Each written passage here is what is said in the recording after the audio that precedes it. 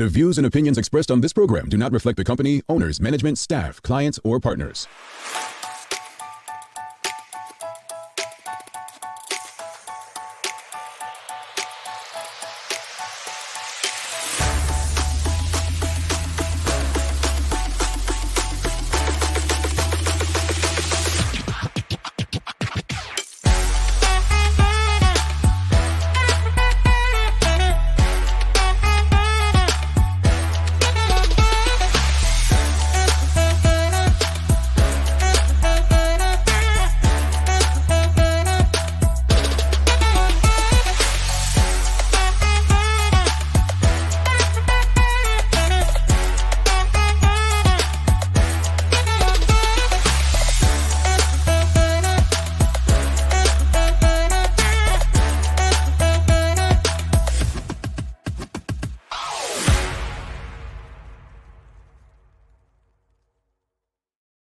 Greetings and welcome.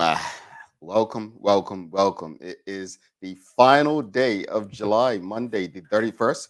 Welcome to Bermuda's Daily Talk Show. It's the Daily Hour brought to you by the BAC Group of Companies, Medical House, and Lindos. I'm Jamal Hartman, and she is Sherry Vanderpool. Maya Palacio will be with us in a bit to bring you the latest in her news break brought to you by People's Pharmacy. Sister Sherry, how was your weekend? Very long, but Yeah. it was wonderful, Jamal. It was wonderful, but it was a lot.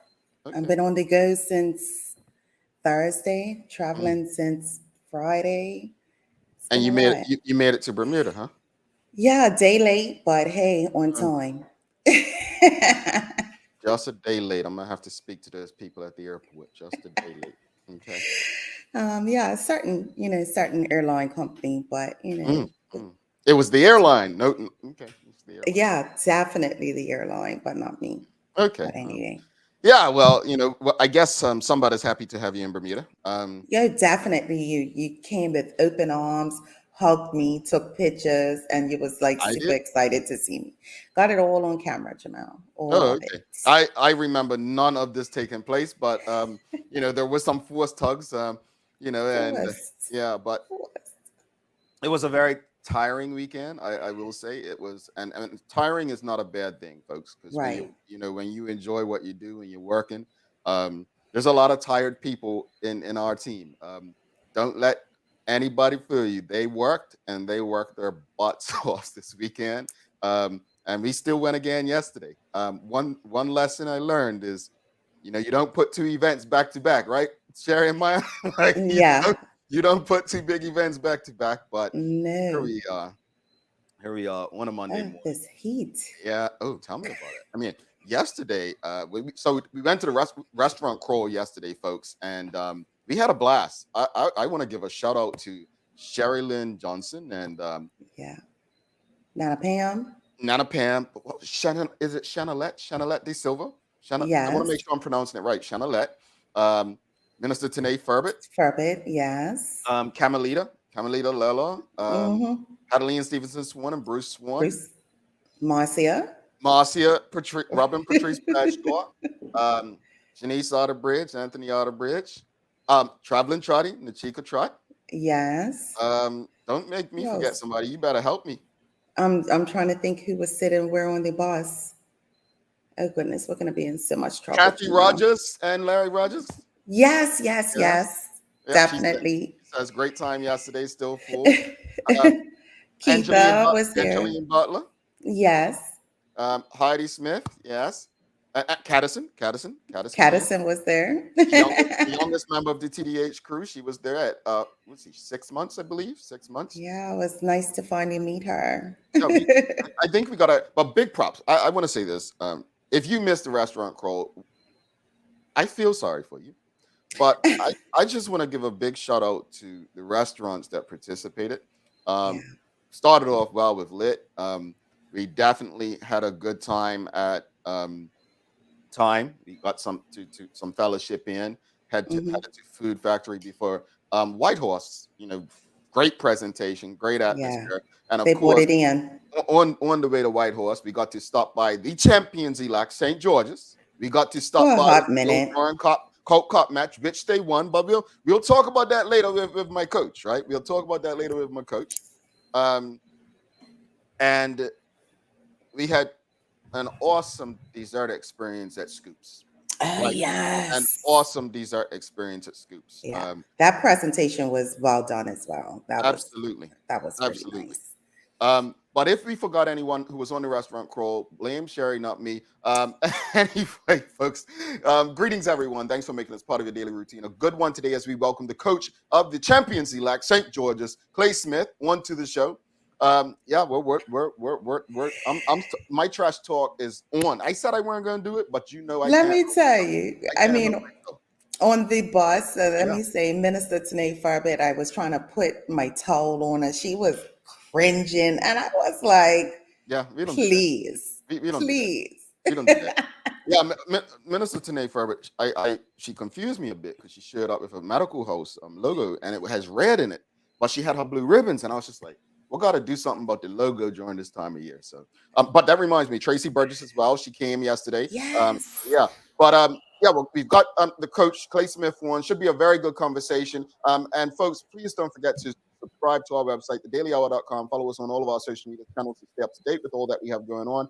Help us grow beyond the mic as we do our part to continue to improve our community. Let's jump right into this. Obviously, it was a very long weekend for many of us. I want to give a big shout out to um, Lionel Can, Stephen Outerbridge, and Jason Ford. Don't forget, Jason Ford, Juggling Jason, you can catch with Sean Tucker, Voice of Summer, on Magic 102.7 and Hot 107.5 for your radio coverage of the Cup Match Classic 2023. These gentlemen were awesome. Larry Marshall Jr., Sancha and Sancha and Sherry legit brought it from up Somerset. They brought it. Phil backstage, producing them. I mean, Yeah. all out. I was like, man, just use a friend. Phil had a production. Derek Simmons down there with Maya. She bought it. I mean, gorgeous folks.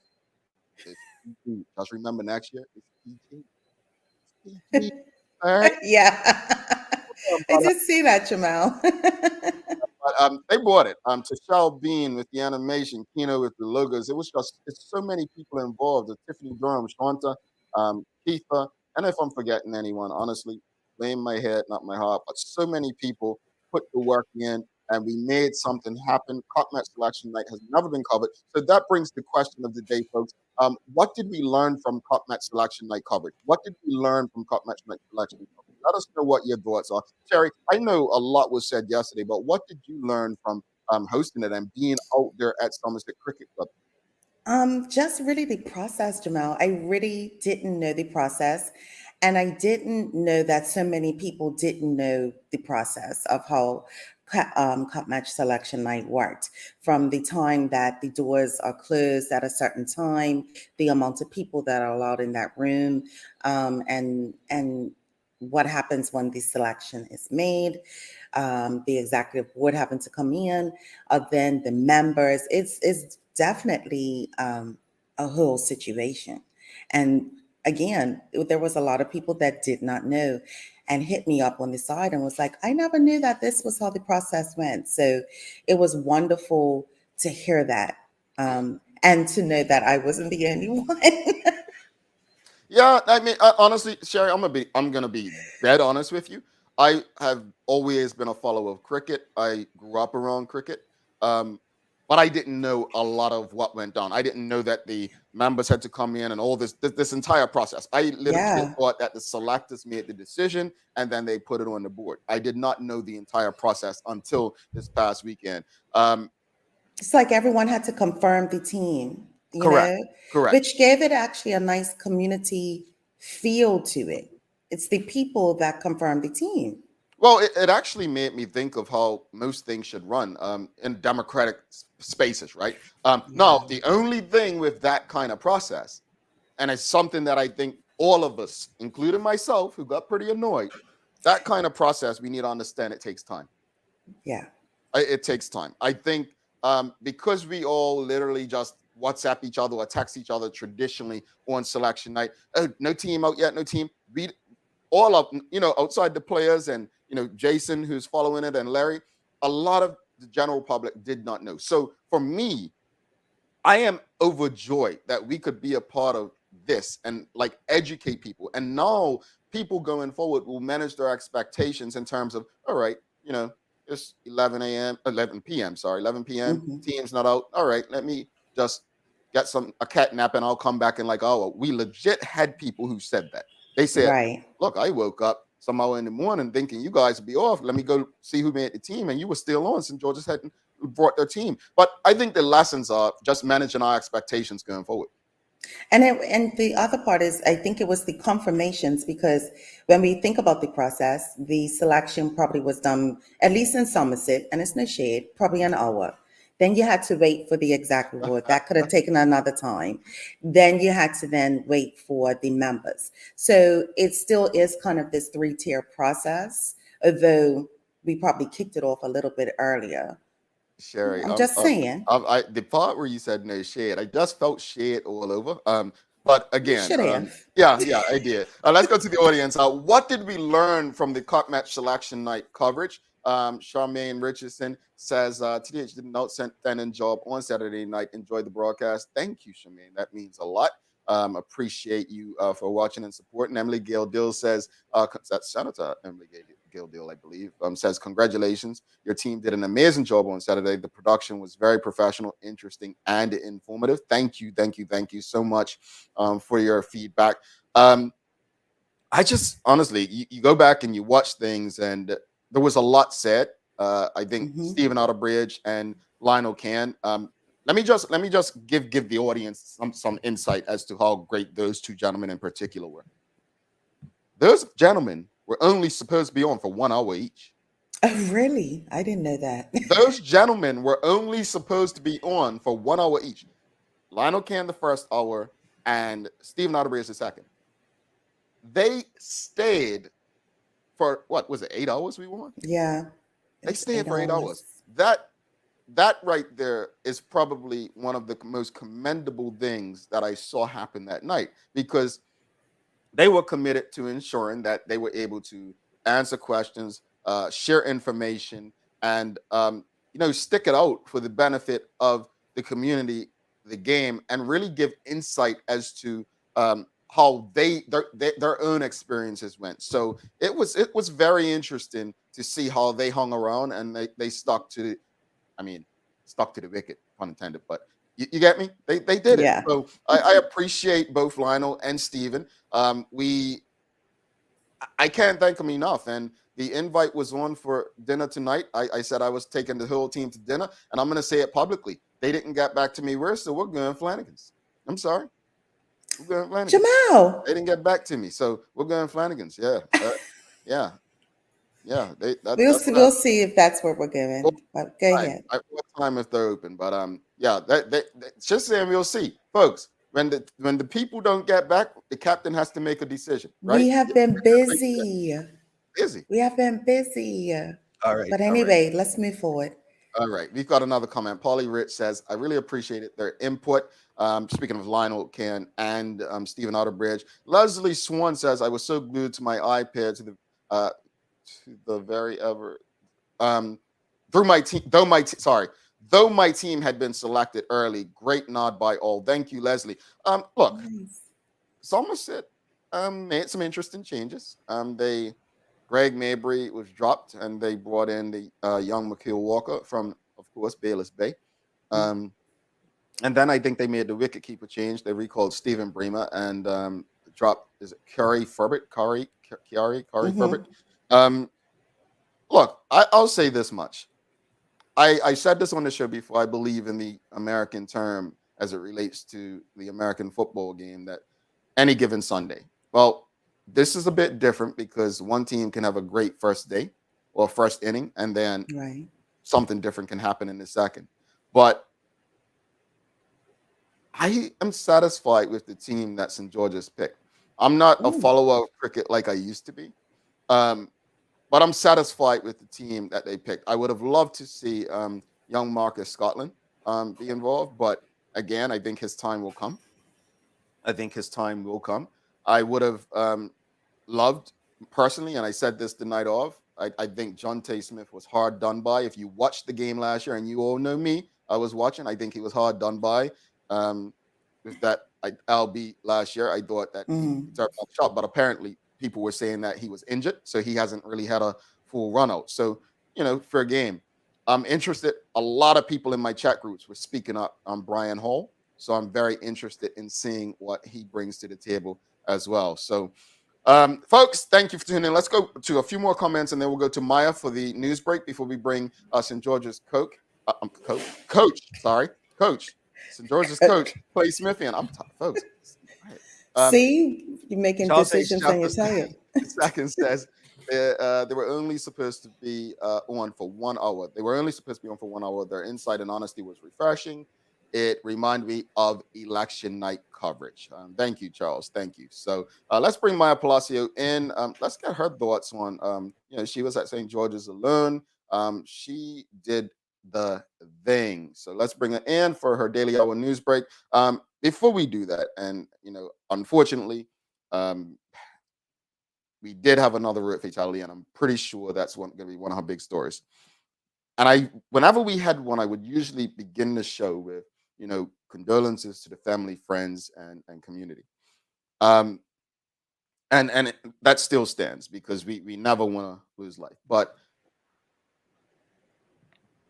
I've been in Bermuda for about a week, and what I've seen on the roads is just like, I'm just being honest. It seems like people are out there being suicidal, literally on these roads. And, I just want to send love to the family and friends. I don't know the name or who it was that passed on Friday night, but just please, please, please hold your family, your friends, hold your community accountable. If you see people out there doing stuff, please hold them up. Yeah. It can make a difference between life and death.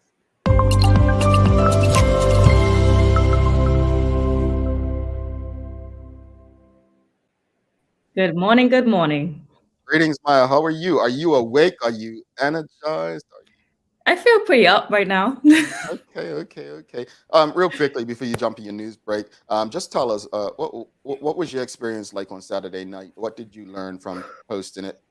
Well, first off, before you go, let me just say thank you for actually believing in the idea and wanting to make it happen. Thank you for that. And one day we'll tell a story of how everything that went on in the back in terms of sponsors and everything. But yeah, go ahead. Let's see. There is a lot that goes behind the scenes for these type of events, and I made sure to write it down all in my journal the next morning because I was like, I don't want to forget any of the stuff that happened that we all need to focus on for next year. But let's just say I learned a lot about the camaraderie, a lot about St. George's community that day, the greatness of it, the heart that people have out there in St. George's. I didn't know actually there was going to be that much of a party, to be quite honest. So it was a really big party out there in St. George's when the selection night cover was going on. A lot of people there present, everyone getting the scaffolding done, a lot of children on the field playing cricket. Like, it warmed my heart to see it all. So that was a good experience because I've never been down there during the selection night. Definitely learned a lot about, the process as well. And that was something else. Also, the fact that Bermuda time is real because we're supposed to start the selection could be at 8:30. Didn't really go upstairs till 9:30. Yeah, some things are just embedded in us. Some things are just embedded in us. I mean, Uncle says he's showing up at 5 for Christmas dinner, shows up at 7:30. So yeah, there's things that are embedded. But it was a good night. Mm-hmm. All right, well, good morning, everyone. This is the Daily Hour News Break brought to you by People's Pharmacy. As Jamal stated earlier, yes, we are starting off this news break with some tragedy. Unfortunately, a man has died as a result of a two-vehicle collision. This occurred around 9:17 p.m. on the Friday, July 28th. Police and other first responders were dispatched to report of a serious two-vehicle collision on Middle Road, Warwick, near the entrance of Belmont Hills Golf Course. Initial reports suggest that a man traveling east attempted to overtake another vehicle when he was involved in a collision with a motor car traveling in the opposite direction. The rider of the motorcycle was conveyed to the hospital for treatment. However, sadly, he did succumb to his injuries. The driver of the car and his passenger were also conveyed to the hospital for what was described as superficial injuries. They're asking if anyone has witnessed this collision to please contact the road policing unit on 247-1788. Again, condolences to the family and friends and the entire community. And just piggybacking off what you said earlier as well, Jamal, during the food restaurant call that we were at, I counted when we left St. George's to go to Scoops just before we got into the bridge of St. George's. I counted 7 people who didn't have their helmets buckled. I was. That's another thing we need to worry about. No, she did count, folks, and it was crazy to see the things just we saw in the restaurant crawl. People turning around in the middle of the road, like making U-turns. Like it was insane. And again, this comes down to the community holding each other accountable. So thank you. Next up on the news, a witness appeal has been released from the police. They say that if you know something, please say something. Police have released a witness appeal for the fatal stabbing of Jacoby Smith, which occurred some 6 years ago on July the 29th, 2017 at around 7:15 p.m. Jacoby Smith was fatally stabbed after he was involved in an altercation that took place at the West End Sailboat Club in Sands. At the time, there was a wake being held for the late Jakari Francis. So on the 6th anniversary of his death, the Bermuda Police Service are once again appealing for witnesses to please come forward to help them solve the crime and bring closure to the family of Mr. Smith.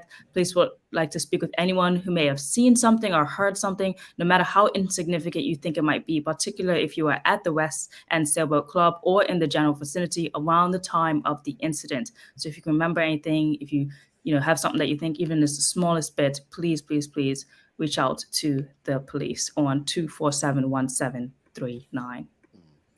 You know what I think is crazy, and again, we definitely, if you know something, say something. But I think it's so crazy that a lot of people are starting to forget the incidents in which these young men lost their lives, and that is a sad indictment on our community. If I believe I'm correct by saying that we have like over 30 unsolved murders in Bermuda. Wow. Something around that much. And so yeah, it's crazy how fast the numbers go and how time just flies.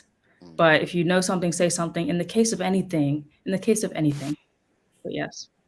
Meanwhile, in another news break, some more upsetting news. It was electronics items were stolen in a burglary at the CPR Southend repair store. This happened on, again, Friday the 28th of July around 5 a.m. A reported burglary occurred at CPR Southend repair store on Reed Street, Hamilton. Initial information indicates that 2 suspects, said to be wearing dark-colored clothing, dark-colored helmets with a visor, forced their way into the store and left with a quantity of electronic items, including a total of 12 stolen items. The intruders apparently made good of their escape on a motorcycle along Washington Lane toward Church Street.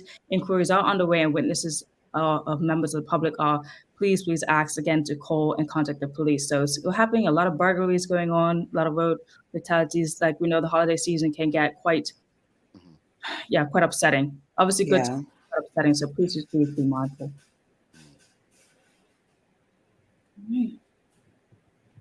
Oh, but I do have some good news. So I do want to share some good news that actually might make you smile. Let's stick with that. But so really happy, positive news that make you smile is that we had a 170th birthday of a former Corporation of Hamilton employee, Mr. Lefoy Brownlow St. Clair Place. He was born on July 24th, 1916. Mr. Place worked at the corporation for over 30 years, retiring when he was 80 years old. Some really fun facts that they put about Mr. Place is the fact that he actually applied for his driver's license at the age of 70. He worked to and from work for most of his life, and he actually retired his license about 2 years ago just because he wanted to, not because anyone told him that he had to.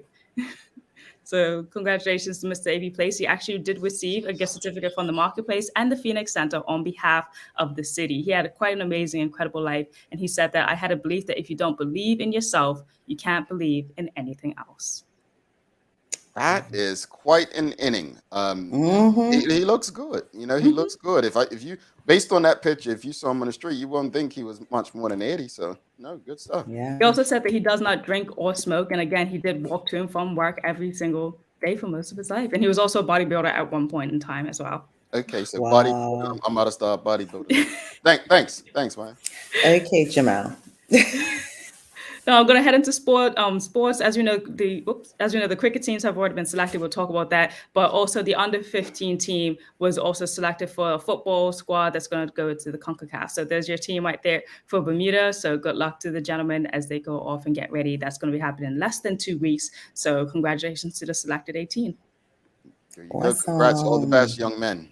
Yes. And today we got bright start, increasing clouds, and a couple of showers might be developing a little bit later, but let's hold off for clear skies, hopefully. And we have a high of 86 degrees Fahrenheit. All right, Sherry, what you got for days of the year? Today is International Lifeguard Appreciation Day. It's a day of honoring and appreciating those professionals who are saddled with the responsibility of making sure pool facilities and beaches are safe for visitors and ensuring that they too are guarded while they enjoy swimming. So happy International Lifeguard Appreciation Day. And it's been like 10,000 people are rescued from drowning yearly by lifeguards. It's an important job, honestly. I mean, Very. I always wondered though, because when I was in St. John's Ambulance, I remember saying that, one thing you do in rescue is you don't try to be a hero. Like if you see someone, in a dire situation, you don't go just jump in. You have to, make smart decisions. I think it's one of the most. It takes so much thought to do that job. Mhm. I'm glad they have a day. So props to Yeah. them. If you see a lifeguard today, just show them some love. Maya, thank you so much. We'll see you tomorrow. See you tomorrow. All right, Maya Palacio, folks. Bye, All right, Maya. we are going to take a quick break. We'll be back with the coach of St. George's Cricket Club's Cotton Match team, Clay Smith. Stick with us.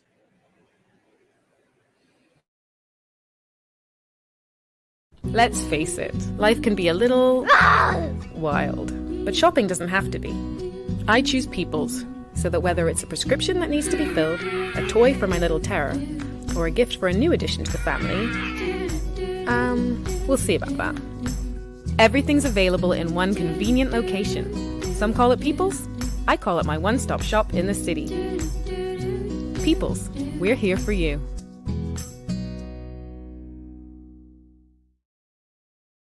Welcome to the new bulk store, Lindo's Next Level.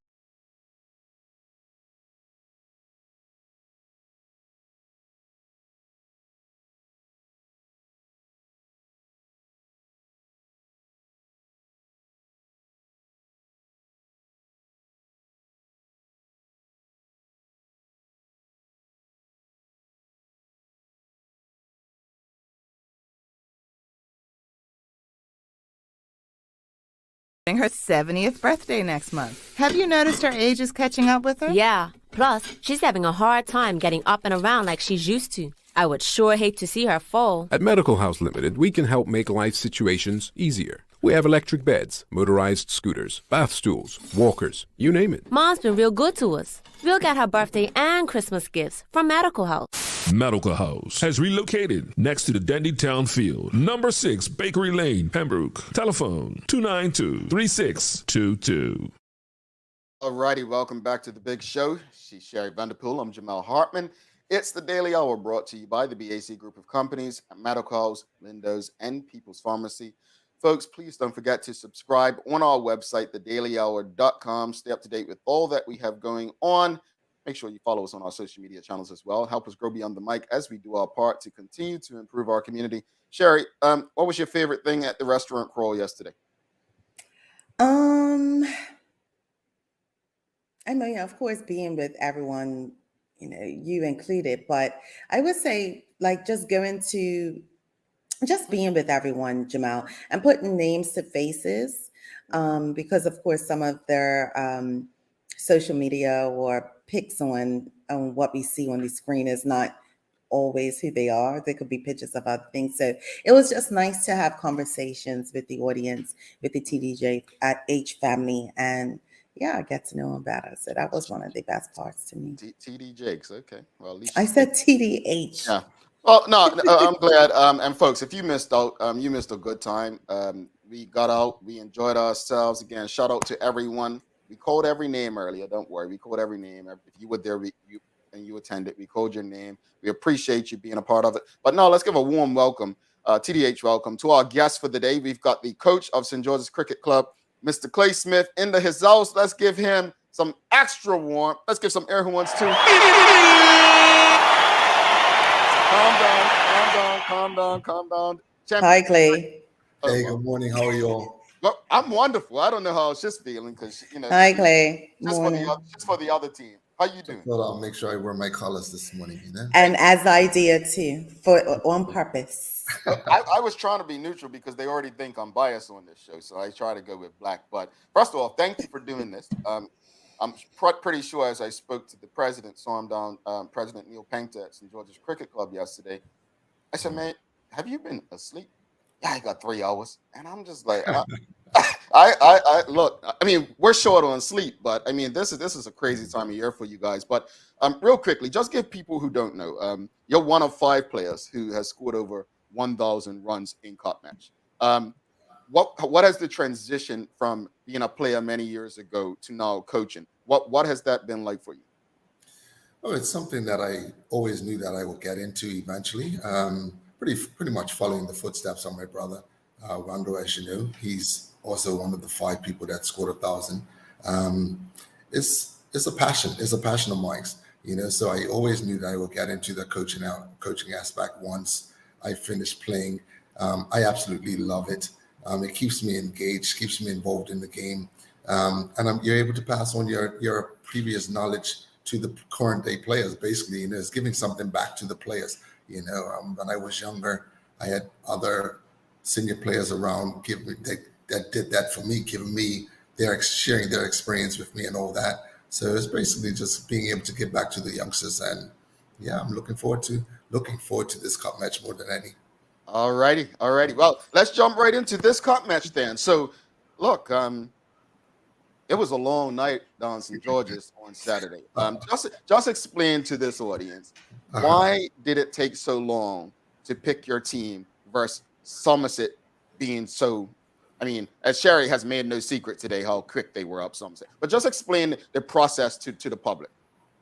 Well, we were supposed to go up at 9 o'clock. He was a couple of minutes late, but and that's only because for the first time, you know, we wanted to make sure everybody was fed. The new chairman of Selectors made sure we all were fed and drank properly before we actually sat down, and so we had a clear mind. So that was a little bit different. But the process, to be quite honest, it normally does not take this long. But this year we had so many players vying for a spot, and unfortunately we can only pick 11 players, because really and truly I can honestly say we had about 15 players that could have probably easily played cup match this year. But like I said, you're only allowed to pick 11. The difficult part for us was the fact that we were not able to get any additional trials in, because trial matches help to alleviate some of these problems that we had last night. And I'll tap, if I can, I'll just tap into that. We were scheduled to have a trial match. We were scheduled to have 3 trials this year. The first was supposed to be on the 8th against Bayless Bay. That got canceled because Bayless Bay, as you know, got into the finals of the knockout trophy on the 9th, and they didn't want to play back-to-back games, which is understandable. Cool. We had another one scheduled for the 15th against St. David's. And this is like a good, and these match, let me just say this, these trial matches have been scheduled like two months in advance. So they were well planned out. Only to have the Bermuda Cricket Board announce a week before that they're going to be starting their T20 matches on July the 15th, which then meant we were not able to have that cup match trial, which left us with only one trial match at the end. And the fact that this year, if you remember, in July and early July and late June, there was a knockout trophy, which meant if your team lost, you had to sit down and watch for the rest of the month, which means a lot of people hadn't played a lot of cricket, which put an onus on one game, which was the final trial. I found it very difficult to pick somebody or drop somebody off of just one game. I found it very difficult. Mind you, some people made a very good account of themselves in that one game, i.e. Alan Douglas came in and scored 115. Jamar Stubble got 4 wickets, promising youngster. You had people like Seth built well in the final trial. Another boy, Luke Fulton, built well in the final trial. But the batsmen, none of the batsmen really held their hand up to give us any more additional headaches. So it was very difficult, and we sat there for hours. I mean, to be quite honest, at probably at 12 o'clock, we had 9 picked. And we wrestled for the next 2.5 hours over 2 places. About 4 or 5 players over 2 places. And we kept going back and forth as to, do we need a batsman? Do we need an all-rounder? Do we need a seamer?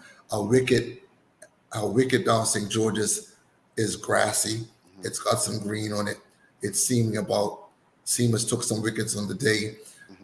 So there was an argument for the seamers. There was another argument with, not when I say argument, let me say debate. Debate is a better word to use, about Bermudian batsmen just cannot bat spin. So why don't we just go with as many spinners as possible? But then we also looked at Sums's team. Sums's team was out early. We know with their bowling lineup, we need as many players that can bat and bowl, who can do a little bit of both. So that's where the debate really came into, Yeah. So it was about getting it right. You only have one chance of getting it right. So we hashed it out. And to be quite honest with you, me as a coach, I probably shouldn't say this, but there was one player that was left out that I was so upset at, and I have to apologize to Maya, because when I came down the steps, I was furious, because I couldn't fathom leaving this player out, because he has been my most committed, focused, devoted player for the whole entire season, and he absolutely deserves to play cup match, but he wasn't selected. But I had to deal with that, because that's a decision that we made as a group. So I still back my team 100%, but I just felt it difficult to walk down the steps and not have this boy in my team. Yeah, I think you explained so much just now, and I want to just break it down to the audience. So Lionel Cairns said on Saturday, and he did say this was unfair on the selectors, and there was an article in the Royal Gazette recently where you stated this, that back in his day, there were like 5 trials, he said. Exactly, right? exactly.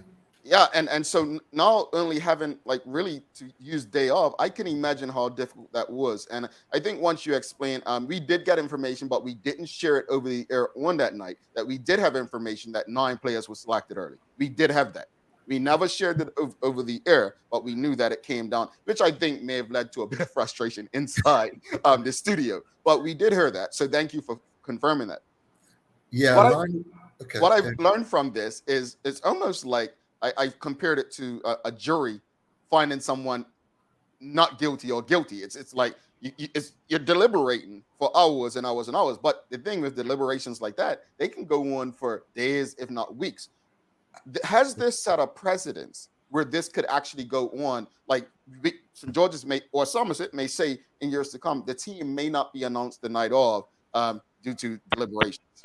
Jamal, I'll be honest with you. It's the president came upstairs at about 1 o'clock when we thought that we had finally sat down and finished our team. And even when he was up there, we were still sitting there debating even after we had our team finalized.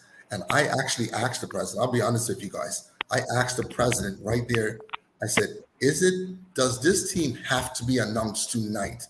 Can we not go away and come back first thing in the morning and hash this out some more? Because like I told you, I was, I just couldn't be, I couldn't phantom this boy not being selected. And he says, Clay, we've never had that done before. And I think we need to get this done tonight. We have to sit down and get this done tonight. So we sat down for another hour and a half. And that's why it was so late, to be honest with you. Yeah. Justin, Somerset have dominated St. George's in recent years. Mm-hmm. Almost a 2-for-1 last year. What do St. George's need to do to be more competitive this year? First of all, we have to believe in ourselves. We have to believe in ourselves and we have to back ourselves.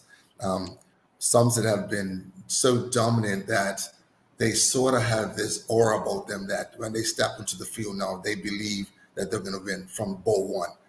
But like I tell my players, we have dominated. Our league team pretty much has dominated cricket in Bermuda for over the last 2 years. Meaning T20, we won the T20 back-to-back. This year we came second in the 50 overs. We've been there and abouts in league cricket. We are good enough. And that's something that I have to emphasize to my players. And now you've added players like Azande, you've added Brian Hall, you've added Delray, and we've added these players to our Treddy and Allen. We've added these players to our league team, to our cup match team, who bring in an extra abundance of strength, So we have to make sure that we believe in our ability to go out there and win this trophy. That is the first and foremost that we have to do. Secondly, we have to hold on to our catches. There have been cup matches where we've been in it and we've dropped one or two catches. And at this level, every drop catch makes a huge difference. Imagine dropping somebody like Dion Stubble on 2 and he goes on and gets 80. These guys are good enough that if you give them a chance, they're going to make you pay. So we have to reduce our errors. And thirdly, we pretty much have to put together a complete game.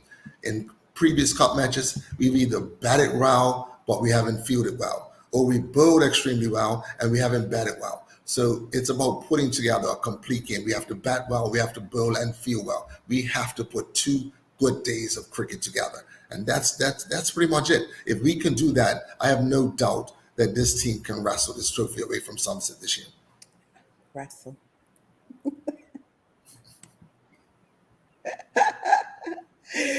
When you're talking about wrestling, I just have to chuckle at that click. It's the wrestling part. Yeah, do what you can to wrestle it, but at the same token, who has it right now is who has it, right?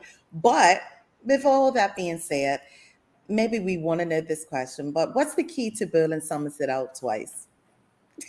Well, you know what? The good thing is we're at home, so we fix a wicket that works in best for our bowlers. We know what bowling team we have selected. We know our capabilities, and it's about the pitch, getting the pitch exactly how we want it to support our bowlers. And like I said, we have a game plan. It's my job to sit down and work out a game plan as to how we want to get out each and every individual player. We've played with all of these guys, so we know their strengths, we know their weaknesses. So it's about putting together a game plan, making sure our bowlers and our captains, vice captains know the game plan, and then it's about going out and executing it. You can put together as a plan A, plan B, plan C, but if you don't go out there and execute and bowl to that plan, then it's null and void. So it's about execution of the game plan, pretty much. Yeah, and I know sports, and I know that there's definitely a strategy and plan, but I don't think people really truly understand the strategic process along with everything else that both teams have to go through, And when we talked about Colts a little bit earlier, what do the Colts of Zande Furban and Brian Hall bring to the team that may have been missing from last year's team? Well, to be honest, I've watched both of these guys over the duration of this season, and I've been extremely happy with both of them. Azande, especially, he's one of technically beautiful, very sound batsman. He's very disciplined and patient. He can bat long, and that's something that we're going to need. Somebody that can spend long hours at the crease to allow our other batsmen like the Allen Douglas, the Delrays, and Onias to go out there and be carefree and play their shots. But you also need balance, and he brings balance to our batting lineup, which is something that we desperately need. Brian Hall, on the other hand, typical, genuine all-rounder. He's probably got I believe right now he has the most wickets in Bermuda. He's had about 8 not-outs. So he brings an all-round balance. I've seen Brian over the last couple of weeks, and I've never seen him this focused before. I had a conversation with Brian probably about 2 months ago. I said, Brian, listen, I don't know what's happened in the past, but I need you to come to cup match training this year. He says, don't worry, coach, I'm focused. I want to be a part of the classic. And he's been to every single training session, and he's been committed. And he's earned the spot. He simply earned the spot. And I'm looking forward to seeing him. He's a very, very different type of player, if I can say that. He can do a little bit of everything. So it's gonna be exciting to see what he brings to the table. He brings balance as well. He's somebody that can bat long if you need him to, and he's somebody that can be explosive and hit sixes and fours. So he brings a good variety to our team. And overall, that's also the wonderful thing in regards to Cup Match and the Classic, is watching the young players come on and eventually rise. With St. George's winning Colt Cup Match yesterday, what's the plan to usher some younger players in over the next couple of years? Listen. I'm glad you said that, right? And I'm going to go as far as telling you something you probably don't know. St. George's are on a 4-peat right now because we won Colts Cup Match, we won Mini Cup Match, and even yesterday I was invited up to Ocean View to the Golf Classic, and St. George's won the golf tournament. So we work out a winning tradition going on. So now the only thing missing is the big one, which just comes Thursday and Friday. But yeah, what can I say? Hey, hold on. The stars are aligning. But I believe I don't want to say it. I'll leave it to that. But I feel like these stars have aligned in years before in these same retrospects, and the outcome still seems to be the same. So how is it that you can take that energy from these 4 Ps that you've just mentioned to apply it to Thursday and Friday? And this is something I'm asking. But listen, get back to what you said about the Colts Cup Match players. We in St. George's have an exciting bunch of youngsters that are coming through. To be quite honest with you, we had about 3 of them that we were really looking closely at. And again, had we had more trials, I honestly, in my heart of hearts, can say we probably would have seen probably 2 or 3 more of them. You're talking about like the Jared Richardsons, very good player, very, very good player. And he's on the cusp of getting into this team. Marcus Scotland came back from England. Very unfortunate not to be playing this year. And then there's another youngster.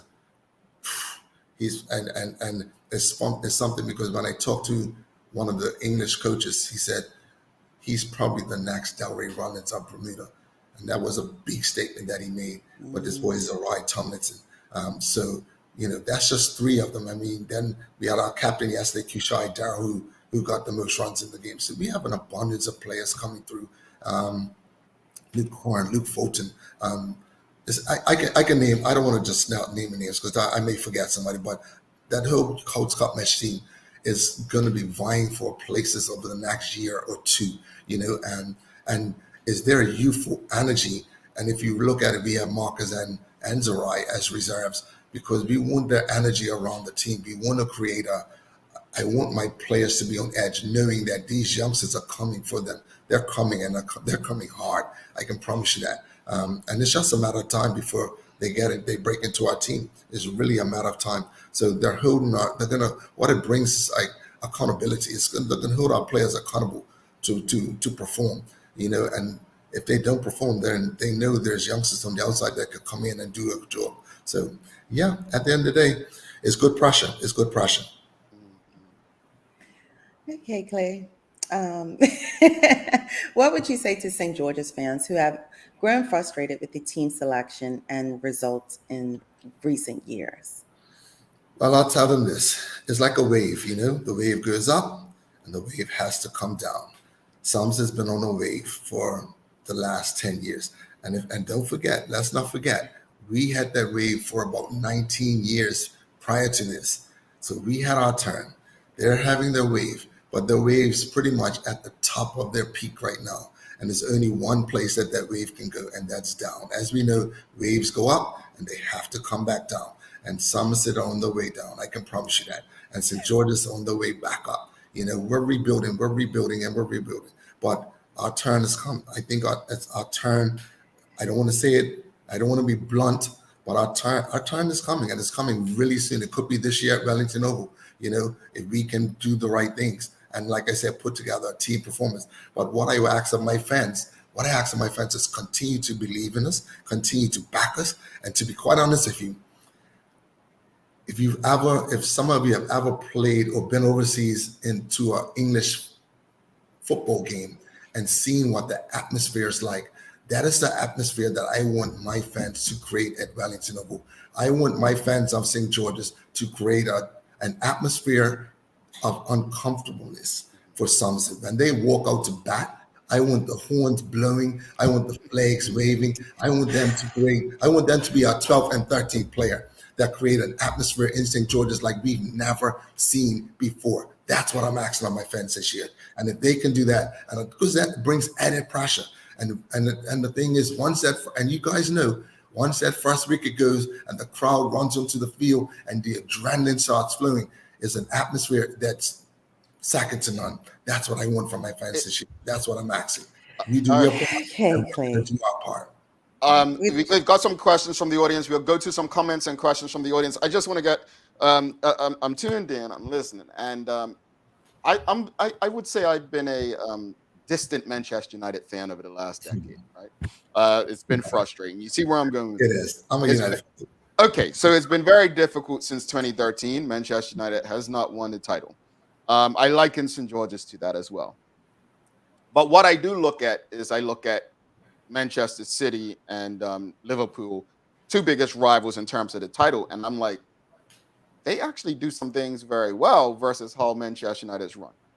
For years, and this was said to Neil last week as well, President Neil Painter, that people have felt that St. George's got in their own way, right? When picking a team, they, friends and family. I've been on record numerous times saying I don't believe that it is about friends and family coming from a club nor a village where people always claimed it was a Jennings and Dills thing. I think that mainly with St. George's, I just personally thought that selectors may have gotten it wrong versus it being we're picking someone because it's friends and family. That said, you look at Somerset, and Somerset has actually picked a team in my lifetime where not one player was actually on their league team. This was some years ago. Does someone stand a better chance of making St. George's Cup match team if they actually are embedded in the club somehow? Yes and no. Why I say yes, because if you think about it, if you play for St. George's Cricket Club, that means our selectors get to see you week in and week out. So you're fresh, right? You're pretty much right there in their face every week, staking your claim. However, our selectors' job is to also go out and see other teams. And we do go out and see other teams. I've been out myself as a coach, and when my team's not playing, go out and watch other players and other games. So yes and no, but at the end of the day, it's all about balance and people picking themselves. I tell everybody, I'm a strong, and my players will 100% tell you this. I walked into my change room and I told them, do not think that because you play for St. George's Cricket Club, it guarantees you a spot in cup match, because it doesn't. I said, under my watch, I will pick my best players. I will pick my best team no matter what. You know what I mean? And I told my players this, not once, not twice, but on numerous occasions. I said, do not leave it to me to have to pick you on that final night, because that may not work in your favor. So I tell them, pick yourself before I go up to that team. Before I go up to pick that team, make sure that you've done everything to pick yourself. That means by performing well throughout the season, betting with your batsman, score your runs. If you're a bowler, get your wickets, or whatever the case may be. So, indeed. I want to talk about Delray, because his name came up a lot the other night at the Cup Match Selection Night coverage, and he actually joined us for a bit. How important is it for, not just for St. George's, but to have a player of that caliber in Cup Match? It's huge. It's huge. And it's huge simply because, not just because of his ability, but what he brings. Just the fact that him coming, I think, will add added confidence to the players around him. You understand what I'm saying? So Delray's presence, obviously, and also it brings, let's be real. Some of the players have to feel some way now. They have to feel, the players have to have a different mentality now that Delray is on the island, and what it's going to do to our players, how much hype it's going to bring to the game. I honestly think Delray playing will probably bring another 1,000 people to Wellington Oval, without a doubt. You know what I mean? People want to see Delray Rollins. And is he going to make a difference to St. George's Cricket Club? Yes, one way or the other, Delray will make a difference. But will Delray win a game by himself? No, he won't. Delray is good, but he's not good enough to win a game by himself. It's going to take 10 other players to have to still perform for us to win this cup. Bottom line. Folks, if you have any questions or comments for Clay Smith, coach of St. George's, please send them through. We have Kelly Clark Medeiros, and this was interesting because you had reserves and then you saw a junior reserve. She's asking, Kelly Clark Medeiros is asking, what is the role of the junior reserve? Go, Luke. Okay, so basically, both clubs, I believe, have put this into place. We put a junior reserve in place simply because what we found over the last few years is that we always had, at first we just had 2 reserves. Then we went to 3 reserves. And believe it or not, we were still finding that throughout the day, cup match is a very long game. And we here in Bermuda, we only play 50 over cricket, bottom line. So after 50 overs, we're off the field, players are able to rest. But cup match, you can be out there for 60, 70 overs sometimes. It's very long. People need to be rehydrated. People need to come off with various injuries. So we've had multiple times where we've had 2 or 3 players off the field at once. So we brought a junior reserve in place because in case there's a 4th injury that needs to take place and somebody has to come off, then what it does, most times that junior reserve will come from our Colts Cup match team. And this year we have Luke Horan, who he played in our final trial match and took 2 brilliant catches. And we were like, yeah, he's the ideal candidate to be junior reserve this year, because in case you do have a 4th injury, then your junior reserve could come on the field and play. But he would be your last option pretty much. But what it does, it allows us to have somebody young in our team that we know is going to be a future of our cup match team around the team. And so they're able to exactly sit in on our meetings and see how things are run from the beginning of the process right up to cup match. So when they do, in say 3-4 years time, end up making that transition to cup match, it's a little bit easier for them. All right. We obviously there's no television coverage this year, and I know last year I'm a fan of technology in sport. You spoke about technology helping umpires with results. The other night during the cup match selection night coverage, there was some differences, I believe.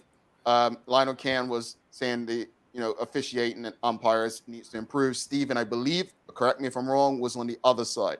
What are your thoughts on the state of umpires in the cup match classic? Because last year I thought there were some questionable things, and I'm trying to say this without bias. Obviously, you all know jokingly I'm a St. George's fan, but there seem to be some questionable things. How do we improve that at the biggest cricket game of the year? Well, unfortunately, everything's about money at that level, isn't it? So when I mentioned it last year about possibly having that review system in place and all that, that's only because you want the best. Yet when you think your cup match is $1 million event that could be decided by 1 or 2 decisions, I mean, come on now. You want to get it right, don't you? I said it this morning and watching the test match between England and Australia, and they use it at that level. And even at that level, the umpires get it wrong sometimes. You know what I mean? They use the review system. The umpire goes back and it shows the umpire got it wrong. The best of the best get it wrong. That's the understandable about it. So I understand it. And at the end of the day, games are won or lost by decisions. That's the reality of it. Games can be won or lost by simple decisions. So we're talking about spending $1 million, putting $1 million investment into a game. Do we not want the right outcome? That's all I'm asking. But at the end of the day, we as clubs, we pick who we feel can do the best job on the day. And I think we have 2 good umpires. I believe in the umpires. Emerson and Mr. Jones. These guys are seasoned umpires. You back them. But cup match is a different animal. Cup matches are different. When you get in this crowd and the noise, you can't really hear sounds, and somebody gets an edge. Little things like that. It's ticklish. It's hard to see. It's hard to see. It's hard to hear, especially with all the noise around. So, the umpires are human, and they just do the best job that they can do. And I respect that. I will always respect it. It's unfortunate when you're on the other end of it, where sometimes they get it wrong. It's hard. It's hard to take, but that's part of the game. It's part of the game. Final question before you head out. Cup match is a lot of people's favorite time of the year. I love the banter, but I believe, when I look at Somerset Cricket Club, top down, Blanchett before Scott, before him, Mr. Mabry, and the team, the way they've went about building their team, it's been just a joy to watch. I would say that, take the money away, they kind of look like a Manchester City, a well-oiled machine, no pun intended, right? I know you spoke of, what you're building over the next couple of years. What has Somerset done that St. George's can implement to ensure that they have the same level of success in years to come? Because growing up, honestly, and I say this seriously, I didn't know many Somerset fans because St. George's was so dominant in the 80s and 90s, right? The first time I remember Somerset winning was 96 or 97, right? Clevie Wade, the Smith brothers, it just was dominant. So I only knew of St. George's. That period we have not seen in my later years as an adult. And what I have noticed is through Somerset's dominance, there's actually been results more often than draws, right? What have they done that you would say, you know what? We could probably take a page out of the book. Yeah. Back then when we were dominant, what Somerset did that was exceptional, and it took a lot of guts to do it, was they had a group of youngsters, the Taryn Fraser, the Trey Manderses, the Kamal Labrocks, those guys, they stuck with them. They had a core group of players of probably, I want to say 8 or 9 that they built their team around. And even though they were losing, they kept building the team. They kept pushing these youngsters, kept pushing them and kept pushing them. And eventually they went on to be successful and win. And now they've been successful. And they've kept with that core group. That is something that we talked about last year. We talked about it again this year. But this year was a little bit difficult. It was very difficult again because we haven't had much cricket in terms of the longer version of the game. So that's one thing that we can definitely take from them. We're trying to identify a core, I want to say 7 or 8 players that we can build this team around for the future over the next 5 to 10 years that we know is going to give us a good 5 to 10 years and build that team around it, 7 or 8. And obviously you want to have some room to jockey some players to build to who may add strength to your team, or, depending on if you need a fast bowler or if you need a spinner or whatever, you have to have some leeway. But we definitely can take that page out of the book by having a core 7 or 8 to build our team around for the future. All right. Final question before you head out. Message to the Bermudian people as far as the 2 days of Cup match that they're about to be a part of. Come to Wellington Oval. You don't want to miss this. This is the 4th one in a row. We won Mini Cup match. We won Colts Cup match. We won the golf tournament. And now this is the 4th one, the classic. Welcome to Wellington Oval. Do not miss this one. All right. Clay Smith, thank you. I think that's a perfect way to end, Coach. Thank you so much. Thank you. All jokes aside, though, as coach, I have to show that belief. The belief starts with me, yeah? And it's something because when we were sitting down picking that team, the captain said that, Coach, this is all about you. The belief starts from me and it goes through the captain and it filters right through the rest of the team. If I don't believe it, then the rest of the team don't believe it. The fans can't believe it. So we have to have a belief system that's second to none. So I just want to encourage everybody. We're going to do our absolute best to do what we have to do to win this trophy back. And that's all I can say. Thank you so much. Clay Smith, coach of St. George's. Thank you. And let's keep that cup. I need a party on Friday night, all right? Listen, it will be a party on Friday night. Listen, I just don't think it's going to be. I'm going to leave you with this, Jamal. One of my committee members told me, says, Clay, we're not going to have a party in St. George's. When we win it, we're going to have a concert. Okay. I said, okay, wow. Hey, look, it's been that long. We need a concert. It's been that long, I'm telling you. Exactly. That's what happens. Thanks so much. Have a great day, sir. All the best. No problem. Thank you, guys. Nice meeting you. All righty. Clay Smith, if you appreciated the conversation, please give us a thumbs up, a love, a like. We will have Jacana Edness on, former Cup match captain of St. George's tomorrow. So you don't want to miss. Of who? I said St. George, of Somerset, sorry. Thank you. Correct yourself.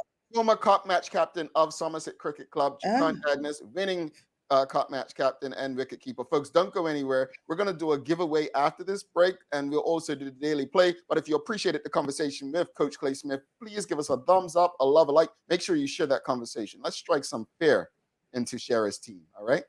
None. None? None, Sherry? Mm-mm. Okay, we're going to take a quick break. We'll see what she's saying after we come back. Ordering from ER Fisheries has just gotten simpler. With just a few clicks of a button, you can place an order for next-day delivery or same-day pickup. Our ever-expanding list of offerings now include grocery pantry items, specialty meats, and bread and dairy items. We know things have been hard, and we're here to make planning for your next meal or party easy. Whether you're a vegetarian or a meat eater, we have what you're looking for. And best of all, it can be delivered to your door in 24 hours or less. Go to www.erfisheries.bm and check out our wide range of seafood, beef, lamb, pork, poultry, fruits, vegetables, and plant-based products, all available at reasonable prices. That's www.erfisheries.bm.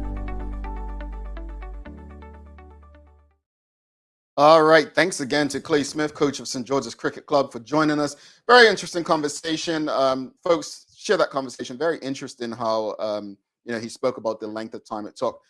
One question I probably should have asked is, do they think they should set a time limit next time, or just announce that it may take a certain amount of time, like into the next day? But interesting conversation. Again, if you appreciate it, give us a thumbs up, loves, like. Thanks again to the BAC group of companies, Medical House, Lindos, and People's Pharmacy for ensuring we can have these conversations with you on a daily basis. It's time for the Daily Play, brought to you by Bermuda Trivia. Cup Match Edition is now available at stores throughout Bermuda. Follow Bermuda Trivia on Facebook, Instagram, Twitter, and TikTok to find out why it's Bermuda's favorite trivia game. Sherry, are you ready? Let's go, Jamal. All right. She says, let's go, Jamal. All right, Sherry, this is going to be an easy one for you. Be an easy one. Audience, help her out. Only 5 players have scored more than 1,000 runs in Cup Match history. 4 of them are Gennaro Tucker, Charles Marshall, better known as Charlie, Wendell Smith, Clay Smith, who is the 5th person who has scored over 1,000 runs in Cup Match. I've heard his name. Is it Parfit? I don't know. You said I get it right. I was going to say Wendell Smith. I was very ready to say Wendell Smith and Clay Smith, or Clay Smith. Sherry, no one got the answer. Oh, great. That's the good thing. Don't tell me it's who. Oh, no, I know him. Who do you know? If it's correct. Who? No, don't put that on the screen. That's not it. Okay. You gotta put that on the screen. No. Okay. I said Charles Marshall. There's 5 people. Gennaro Tucker, Charles Marshall, Wendell Smith, Clay Smith. Who is the 5th person? Who's the 5th person? Let's take some time. I want someone to say it. I don't want to give the answer to this. I don't. Well, I'm just glad, I'm always happy if the audience doesn't know it either, Jamal. It just, I'm actually a bit shocked that the audience doesn't know it though, Sherry. But I was hopeful to say Wendell or Clay Smith. What's that? I was hopeful to say either Wendell or Clay Smith. But yeah, because I gave you that answer, right? Yeah. All right, let's see what the audience is saying. Someone got it. The first one came up was Stacey M. Brown. It is Lionel Can. Yeah, he was in studio with us, so I thought that Sherry might have shown him some love. So Stacey M. Brown, hit us up at engage@thedailyhour.com. Let's get you a Cup Match towel. What's your team? Let us know. But it is Lionel Can. Quite a few people got it, but the first one that showed up on our screen was Stacey M. Brown. Correct, Sherry? That was the first one. Yes. Stacey M. Brown. We're gonna wrap it up. Give it, do a giveaway. Sherry, let's share our final thoughts on obviously the Cup Match selection night, what we learned from it, but also the conversation with Clay Smith today. I think when we talk about selection night, as much as we were like St. George's took very long and the process was a little bit lengthy, it was nice to see the energy from Clay in regards to just so much of what he wanted to put into his team and why it took so long, because you're in there kind of fighting for what it is that you believe. So having the selection night and seeing the behind the scenes and the process was an awesome to be a part of that. And I'm glad that we were able to share that with everyone on the island. As far as Clay Smith is doing what he needs to do as a coach, and that is, I guess, take it in and believe that his team's going to win and speak on that. And that's what he was here to do today, right? Indeed. Folks, hashtag Cup Match. I forgot to tell you, if you'd like a chance to win Cup Match towels from us, courtesy of, and folks, let me just tell you a secret. There's no charge for the Cup Match towels. They have them at our sponsors, BAC Group. I believe People's Pharmacy has some. Some of our sponsors have them.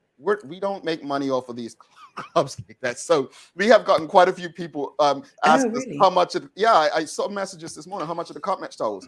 We don't charge for Cup Match towels. So if you'd like one, you can either win one on the show, or if you see one of us or you see them at one of our sponsors, go ahead and get you one. So there's no charge whatsoever for the Cup Match towels. Now, next year, maybe the clubs may be charging you for a Cup Match towel, but that's not what we do on this show. So just want to put that out there.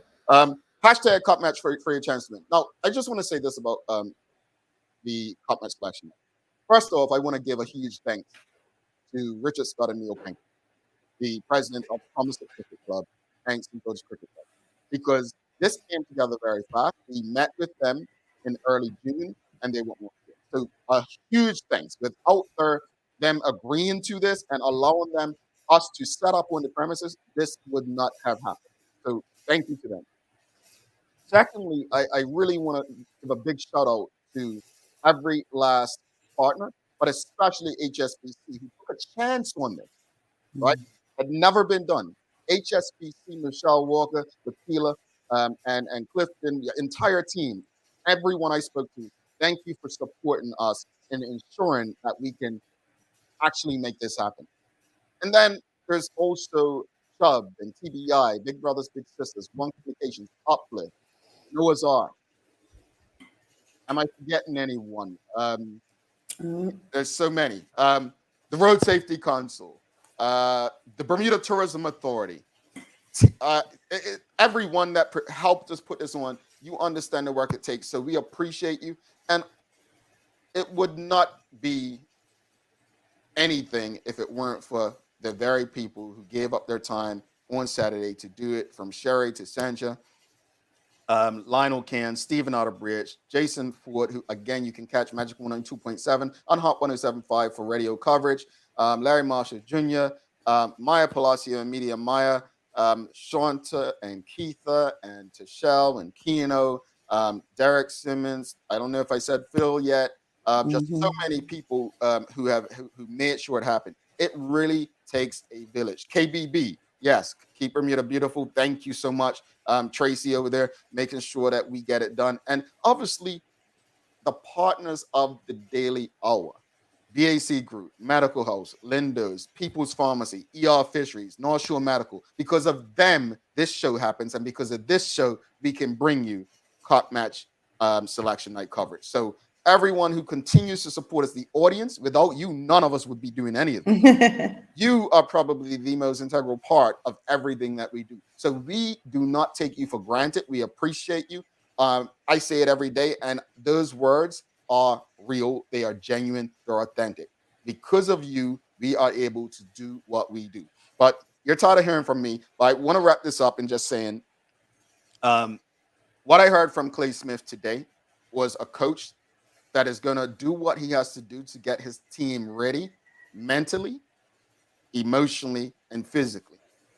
My hope is that his team goes out there with a level of confidence that they can at least compete on the highest level. I admire Somerset. I know I banter a lot, but you all know I have the most respect for Somerset, the way they operate. But my hope is that they have an off 2 days. They have all 2 days. Let's do this giveaway, Sherry. The shade. I'm just saying, we need an off 2 days from them. We need an off 2 days. Let's see who's going to be the winner of today's toll. Here we go.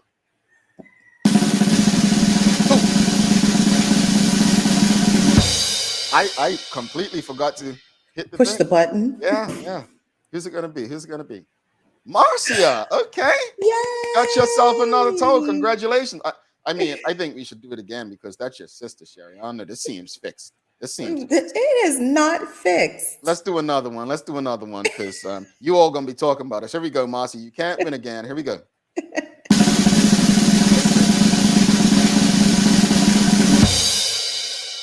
Here we go. Here we go. What's it gonna be? Charmaine Richardson, congratulations. All right, somebody else I know. So real quickly, we learned yesterday, so the Somerset towels and St. George's towels, there's two different versions of each towel. One says Happy Emancipation Day, one says Happy Mary Prince Day. I don't have them on me, so I don't know what's what. So just send us an email, Marcia and Charmaine, to engage@thedailyhour.com, and you'll get a link to fill out. All right. So thank you so much. And Richard Scott, president of Somerset, says kudos to the TDH and BCG team for an excellent night on selection night. The energy was awesome. Looking forward to this night being much bigger and better. Thank you, Mr. President. And awesome. He really was. I mean, I am so grateful to Somerset and President Richard Scott and his administration, his entire team. The setup they gave you, it was great. So, folks, we've got 2 more shows before the big classic. You know what happens on Wednesday? We welcome you all into the studio. There's no excuses. You're going to be coming in. Make sure your internet's good. Make sure you brush your teeth. We can smell you through the screen. Okay. Brush your hair. Wash your face. We're going to be bringing you in, but we'll have Jacon Edness on tomorrow. But don't forget to subscribe on our website, thedailyhour.com. Follow us on all of our social media channels to stay up to date with all that we have going on. Help us grow beyond the mic as we continue to do our part to improve our community. Thanks again to our partners, the BAC Group of Companies, Medical House Lindos, and People's Pharmacy for ensuring that we're able to do this with you on a daily basis. As always, we appreciate you. We love you, and we thank you for making us part of your daily routine. If all goes well, we'll be back to do this again with you tomorrow. I just want to shout out to Friesenbrook. Again, they were a big part of Cup Match Selection Night, Friesenbrook. So, hey, go down and check them out for your insurance needs. She's Sherry Vanderpool. I'm Jamel Hartman. Please do make it a safe and a great day. We'll be back tomorrow with Jacon Edness. Have a good one. Result.